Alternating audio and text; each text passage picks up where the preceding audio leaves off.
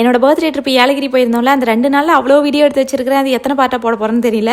அப்புறம் நாங்கள் ஸ்டே பண்ணியிருந்த ரூம் டூர் பார்க்கலாம் இந்த வீடியோவில். அதுக்கு முன்னாடி இந்த ஸ்விம்மிங் பூல் டூரு நாங்கள் எந்த ரெசார்ட்டில் ரூம் புக் பண்ணாலும் அந்த ரூமுக்கு வந்து ஸ்விம்மிங் பூல் ஆக்சஸோடு இருக்கிற மாதிரி தான் பண்ணுவோம். ஏன்னா எப்படியும் ட்ராவல் பண்ணி போய் டயர்டாக இருக்கும். ஒரு 2 மணிக்கு செக்இன் பண்ணுறோன்னா அந்த வெயிலுக்கு அந்த ஸ்விம்மிங் பூலில் போயிட்டு ஒரு துபுக்கட்டின்னு குதிக்கணும். ஒரு டைம் தண்ணிக்குள்ளே இறங்கிவிட்டா கீர்த்தி போகலான்னு நானும் கூப்பிட மாட்டேன், கீர்த்தியும் கூப்பிட மாட்டான்.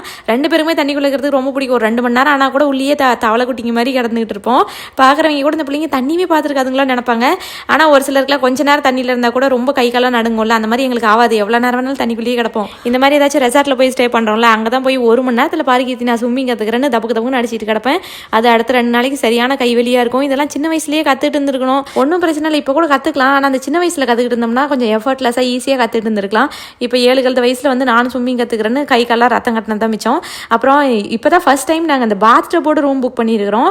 நல்லா இருந்துச்சு, அது ஜாலியாக. இவ்வளோ நேரம் அங்கே தண்ணிக்குள்ளே கிடந்தது பத்தாதுன்னு இங்கே வேறு வந்து ஒரே டான்ஸு செம்ம ஜாலியாக இருந்துச்சு. பையன் ஏன் பர்த்டே ட்ரிப்பா கீர்த்தி பர்த்டே ட்ரிப்பான்னு தெரியல, அவன் தான் நல்லா என்ஜாய் பண்ணிட்டு இருந்தான். அப்புறம் ரூம் டூர் பார்க்கலாமா. இந்த பால்கனி தான் சூப்பராக இருந்துச்சு. அதில் ஒரு ஸ்விங் அங்கேருந்து வியூ பார்க்கறதுக்கு செம்மையாக இருக்கும். அங்கே நிறைய டைப்ஸ் ஆஃப் ரூம் இருந்துச்சு. இதை விட இன்னும் எக்ஸ்பென்சிவான ரூமெல்லாம் இருக்குது. நாங்கள் பேலஸ் அவனியூவில் ஸ்டே பண்ணியிருந்தோம்.